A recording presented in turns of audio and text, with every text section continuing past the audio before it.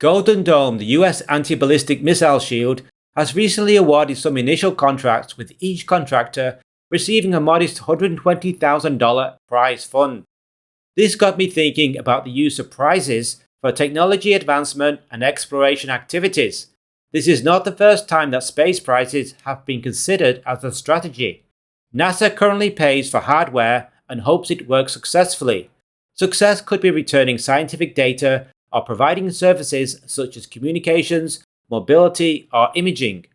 To be fair, NASA has transitioned away from purely cost-plus contracts and is now more interested in services. For instance, both the Artemis spacesuit and the lunar terrain vehicles will be acquired as a service rather than NASA buying and owning the hardware. This means the commercial companies can offer their hardware to third parties, other companies, or even other space agencies. An alternative approach is simply pay for the data or service only. The hardware a company decides to use, their concept of operations, or any other decision is of no interest to NASA. If a qualifying company provides the requested data to NASA, or samples, or whatever other task NASA wants, they get paid. Newt Gingrich, the Speaker of the House between 1995 and 1999, was a big proponent of this idea. In speeches and books, he repeatedly argues that prizes are the fastest and cheapest way to achieve breakthroughs in space. Here are the main points he made in favor of space prizes. NASA, or DoD, should define the desired outcome. For instance, lunar sample return, orbital refueling demo, or boost phase intercept. Offer a large cash prize paid only upon 100% success. Let multiple companies and startups compete, bearing their own development risk. Taxpayers pay zero for failed attempts, only for results.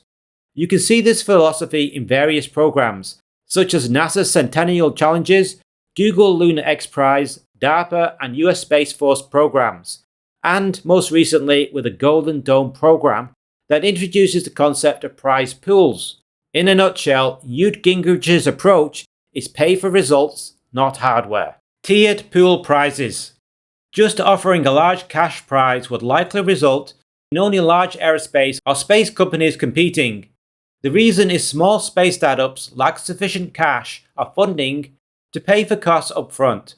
For instance, a dedicated Falcon 9 launch would likely cost $70 million, far too high for a small company. Tiered pools of cash prizes separate the smaller space startups from more established space companies and the giant aerospace companies into different groups, similar to how boxing has featherweight, mediumweight, and heavyweight classes. Otherwise, the big sluggers would land knockout blows every time. NASA has already experimented with tiered pools. For instance, the NASA Centennial Challenges, which are still ongoing, allow tiny startups with shoestring budgets to win real money, such as Maston Space Systems and Armadillo Aerospace. Maston went on to win a lunar lander contract with NASA as part of the CLIPS program, but went bankrupt before they could launch.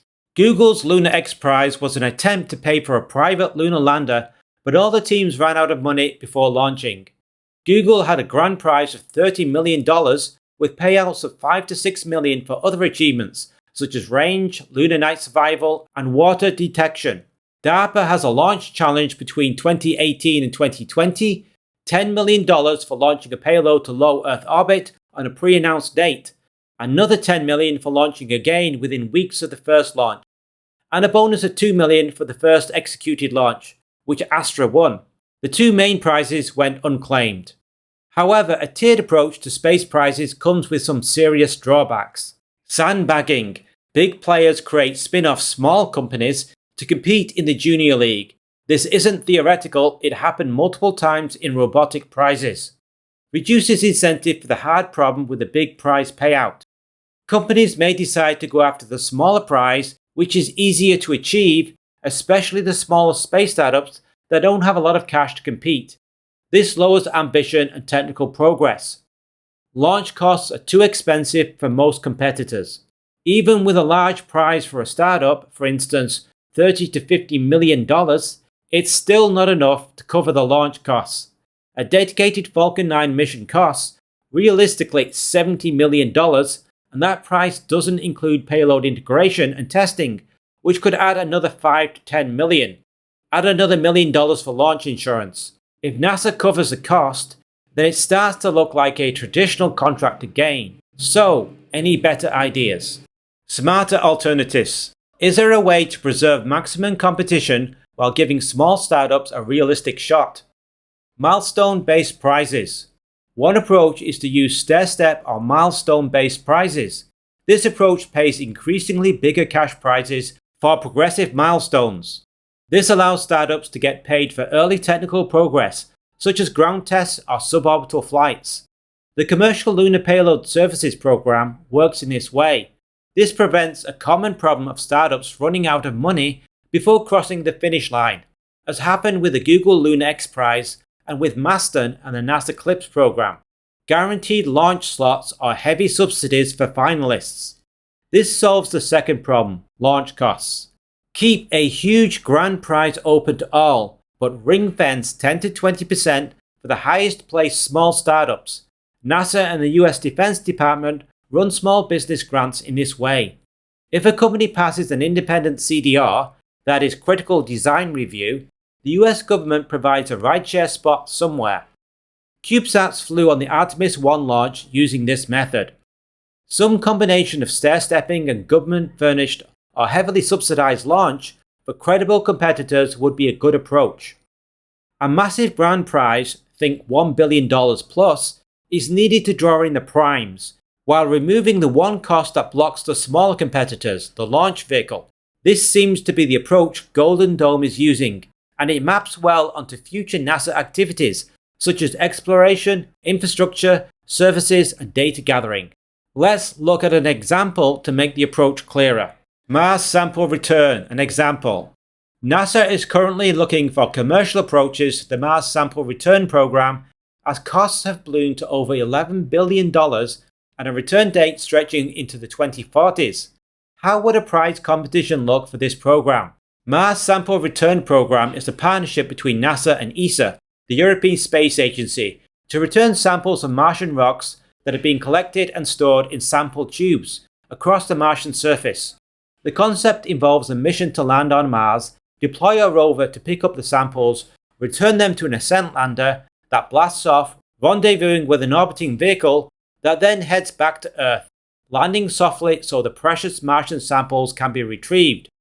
As you can see, it's an enormously complex operation, which explains why the cost hit $11 billion and the return date for the samples stretched to 2040.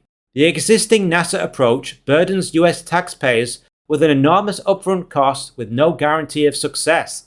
Let's flip the script and try a different approach. First, NASA defines outcomes. What does it want to achieve? Perhaps a $50 million prize for each sample tube returned. Cap the payout at 10 sample tubes so there can be 3 winners. Add a $1 billion bonus for returning 10 sample tubes. If 3 companies return the maximum number of 10 tubes, they receive $500 million plus a bonus $1 billion for a maximum total to NASA of $4.5 billion. That's less than half the current cost, and the money is paid out only when NASA receives the sample tubes. It's possible the cost could be much lower if bonuses are not awarded. Using milestone-based prizes for ground or suborbital demos allows small startups to receive cash early. Startups could tackle only one part of the architecture and be interoperable with other systems or vehicles. The consortiums or companies competing for the prize money must self-fund prototypes.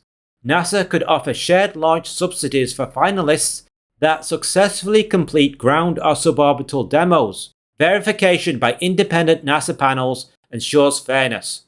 This approach shifts the risk from US taxpayers to private space startups and established companies. The prize is open to all US firms, with 10 to 20% of sub-prizes ring-fenced for startups, with partnerships encouraged. NASA could cap the budget at $4.5 million over the next 10 years, adjusted as needed based on progress from the teams. Deadlines for milestones can be used to cull weaker entrants. Failures can inform later rounds without costing taxpayers anything. A successful prize-based mission could inspire future missions to Venus or Titan, with many other celestial bodies that could be explored later on. Final thoughts. What do you think of NASA offering space prizes for data, exploration, and services rather than paying for hardware? NASA already does some of this already, but do you think going 100% into paying for results is a good approach? Leave your thoughts and opinions in the comments section below. Thanks for watching. If you enjoyed this space video, consider buying me a coffee to help fund more episodes like this. The link is in the description. Space News Live is on Saturday evening or Sunday morning, depending where you watch from. The live stream is a great way for you to share your thoughts and opinions on the videos I posted this week, or on any space topic in general.